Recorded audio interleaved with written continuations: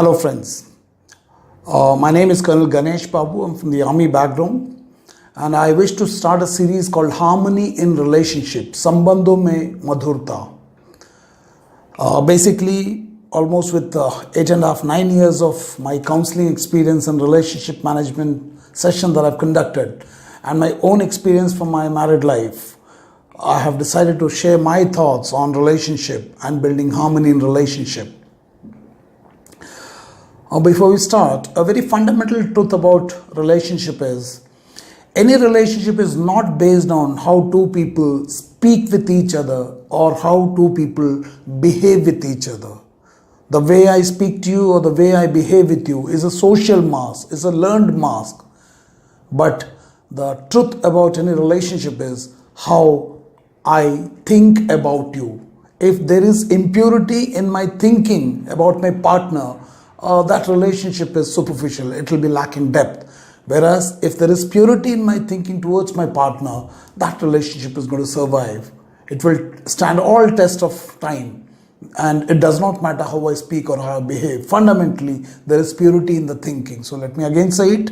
Any relationship is not based on how we speak with each other or how we behave with each other, but the basis of any relationship is based on how we think about each other.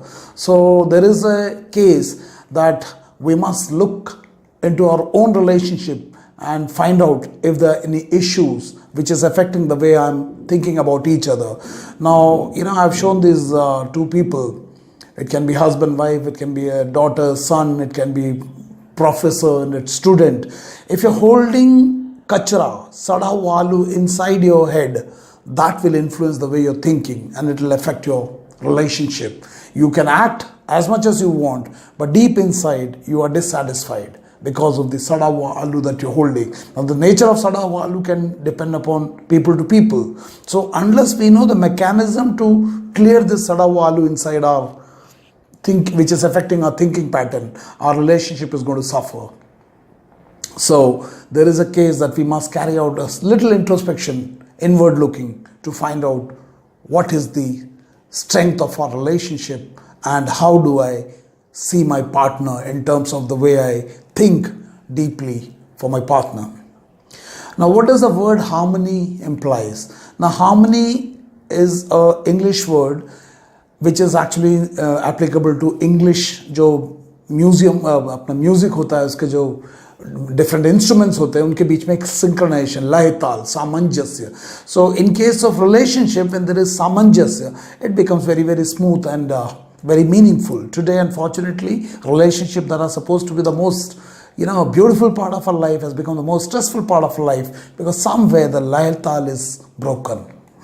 So when the lay tal is there, the families become beautiful. So look at this. Look at this, 6 people on the motorcycle with a kutta also, complete harmony.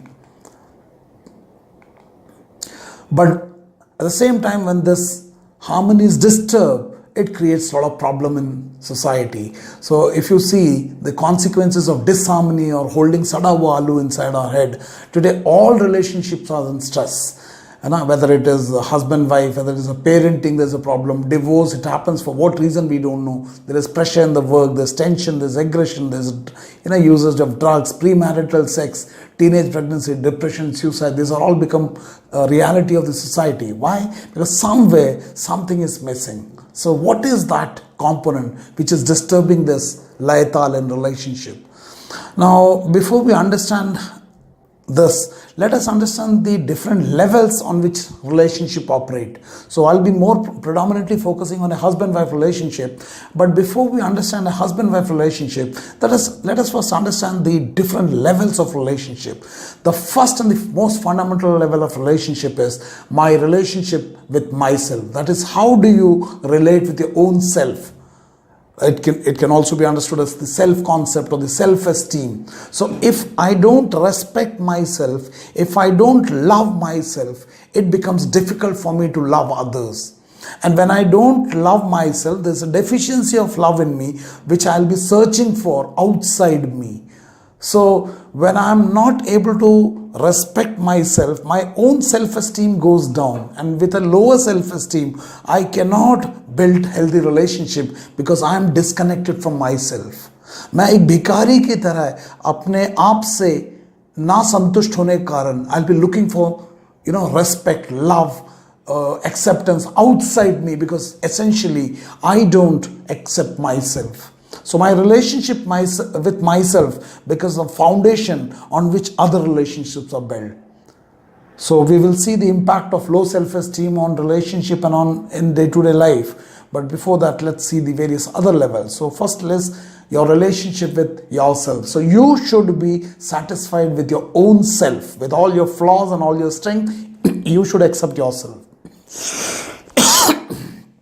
The second comes relationship with the family. Now, family includes the husband, wife, children, extended family. So that harmony. So my relation with my family will only be good when I accept myself as an individual. When I am myself suffering from low self-esteem, this will manifest in all other relationships, because if I'm in conflict in my inner world, these conflicts can be seen and will get manifested in the other relationships. Whereas if I'm in harmony with myself, I can create that harmony in all my relationships. So relationship with my family. Next is relationship at workplace. If your workplace relationship or the professional relationship is not harmonious, it will not only affect your professional function, it will also adversely affect the personal life, because somewhere we have become good exporters of our professional stress into our domestic relationship. So work-life balance. So if you have a relationship of this kind, there's a lot of conflicts between peers and subordinates and seniors. Our life in the professional domain can be extremely hellish. So something like this. So there has to be a relationship of harmony within the office environment as well. Next is my relationship with the society. Now this is the larger than house. So this is the surroundings. So how do I relate with my neighbors, with my society at large, with others, with opposite gender, even in terms of Hindu, Muslim, Sikh, Isai. Unfortunately, today our political class, instead of uniting the society, they're fragmenting for the pity vote politics. So that's very unfortunate. So how do I relate with others in this society? If I respect my religion, I think there is a case that I should also know that others respect their religion. We should be able to coexist. But if I feel that my religion is better than others, it creates conflict. So my relationship with my larger society, that's another level. Next is the relationship with nature. If we as human beings don't live in harmony with the nature, we create distortion, we create damage, we create, in the name of development, we actually create imbalance in the ecosystem. So today we know, in terms of the climate change and all those things that we're talking about, the environmental degradation, it is because we have not been able to live in harmony with the environment or the nature. So that's the next level. And the last and the biggest and the highest level is my relationship with the Supreme, the God. It's not about Hindu, Muslim, Sikh, Isai, Ram, Rahim. I'm not talking about that. It is the fundamental belief there is in the power that is much above us, and how do I relate with that? So there is this supreme power. If you can understand this nature of this, and if you can create a strong relation between you and the supreme power, I think all other levels comes automatically in balance. So we will see them in detail once we move further from here. Now, coming back to the institution of marriage, like any big building that you have to create, it must have a strong foundation. Similarly, our institution marriage in Hindu philosophy, we call it Ardhanareshwari, Adha Nar, Adha Nari. This also cannot be built without a foundation. It has to be based on some fundamental foundation. And the foundation of a strong marriage is based on trust. In fact, if you ask me what is more important, trust or love, I'll say trust is more important than love. So trust, vishwas, mutual respect. My ability to respect my partner the way I want to be respected by her. जिस तरह से मैं अपने आप को respect करना चाहता हूँ, मैं चाहता हूँ कि मेरा पार्टनर मुझे रेस्पेक्ट करे. Similarly, there is an expectation. So give and take relationship. So when I respect her, she will respect me. It's a mutual give and take relationship. Acceptance. My partner will have some strength.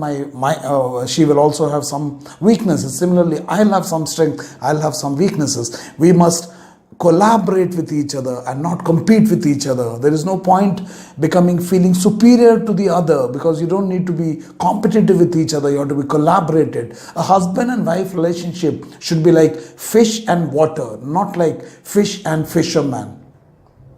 So when you live like fish and water, you complement each other. But when you live like fish and fishermen, you're constantly in a lookout to put the other person down. So that's a very damaging way of leading a married life.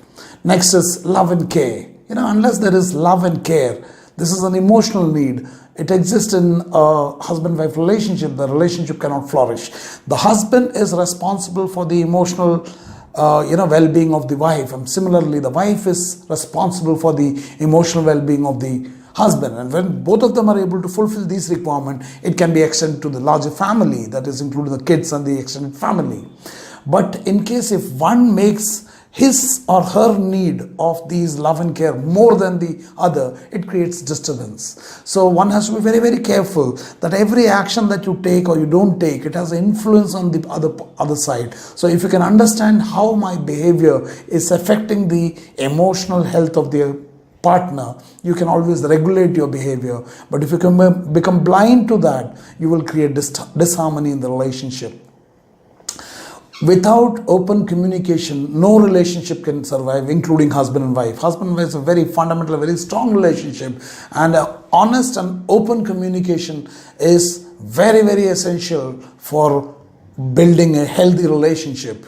Otherwise, in the name of pleasing others, or maybe for whatever reason, if you start suppressing your emotion, at one stage it will explode and will create a volcanic effect in the relationship. So it must be utmost importance, and both the husband and wife must give the space to the partner so that he or she is able to express the emotions that are happening inside, so that there's always lightness in relationship. Otherwise, relationship will become like a pressure cooker where each one is getting suffocated because of the large unresolved conflicts and unresolved expressions inside. So open communication is key, very fundamental to any relationship, and we'll talk about more.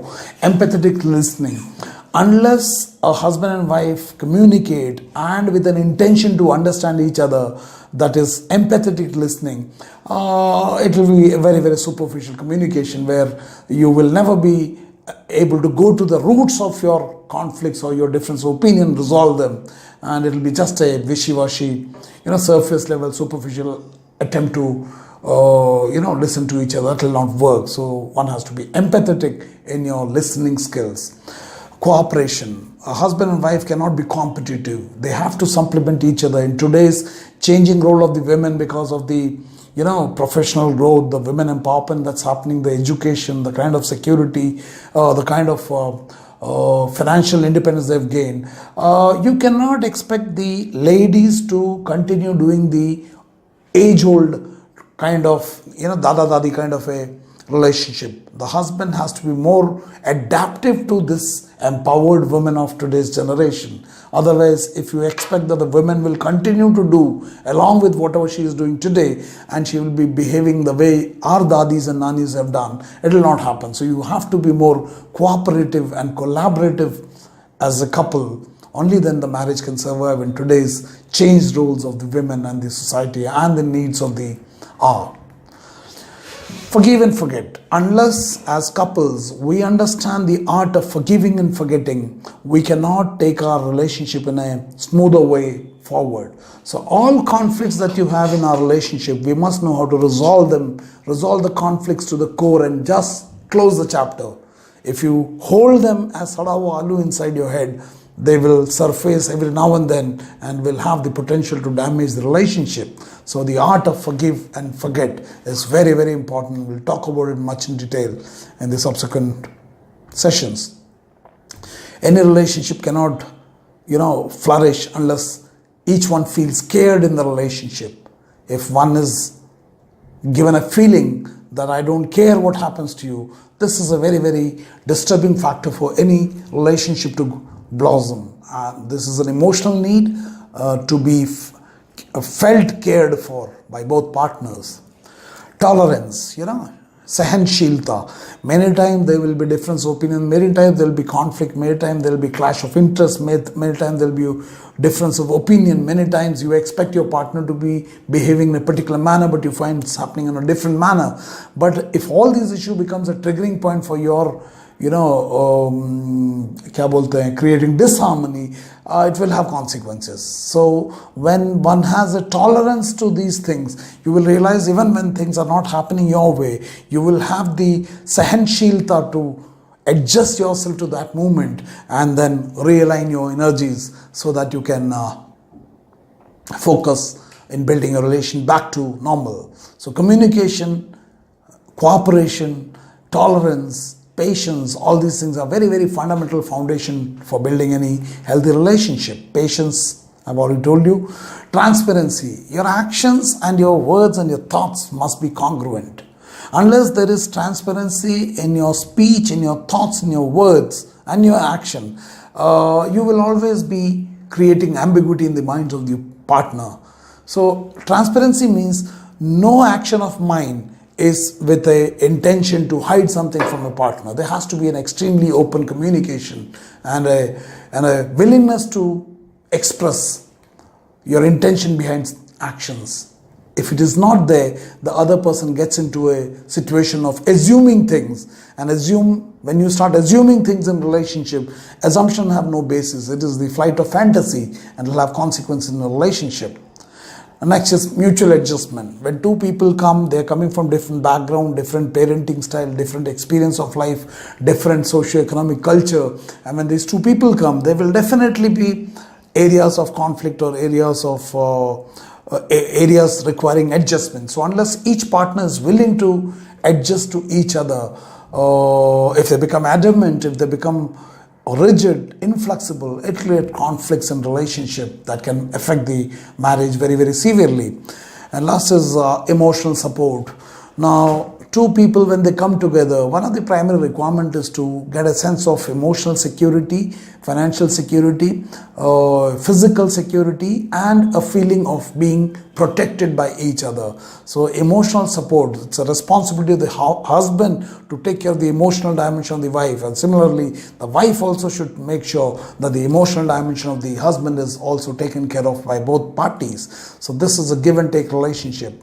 And then of course unconditional love. Your love cannot be based on certain condition that if you do this, I'll love you. If you do this, I'll love you. If you give me big dowry, I'll love you. If you get me a big car, I'll love you. Now that's conditional. So whenever there's a conditional relationship, when the condition vary, your relationship will vary. But when essentially you treat your partner as one, there is no condition and the love exists even when there are conflicts. So that's the various dimensions of marriage, and we can call it the foundation of marriage. So here is a couple. Now this is an Indian couple, over 100 years of married life. Their date of marriage was 11th December 1925. So it is 1925 today, more than almost 100 plus years of married life they have been into. So they married the same year when Margaret Thatcher was born and Gladwin was the British Prime Minister. It is that back old.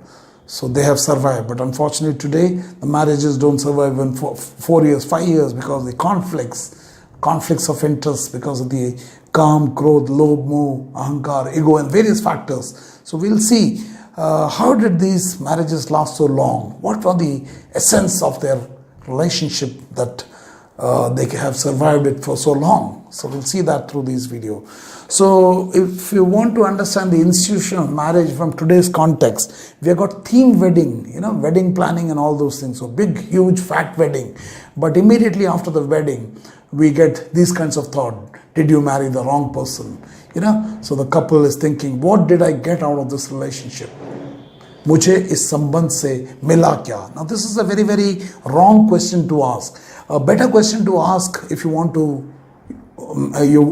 your marriage to work is, instead of asking what did I get out of this relationship, a better question would be, what did I give in this relationship? A relationship is not 50-50, 50% by husband and 50% by wife. It is 100% each.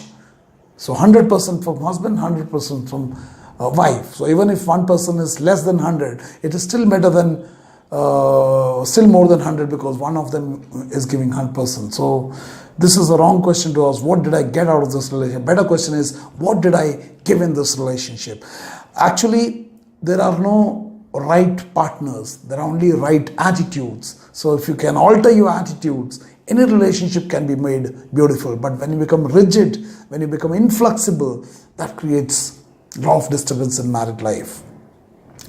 If you see from a today's perspective, there are various issues in marriage that keeps troubling and that affects the foundation of the marriage, and it becomes very fragile marriage. Marriage that does not even last for 2 months, 3 months, less than a year, and breaks.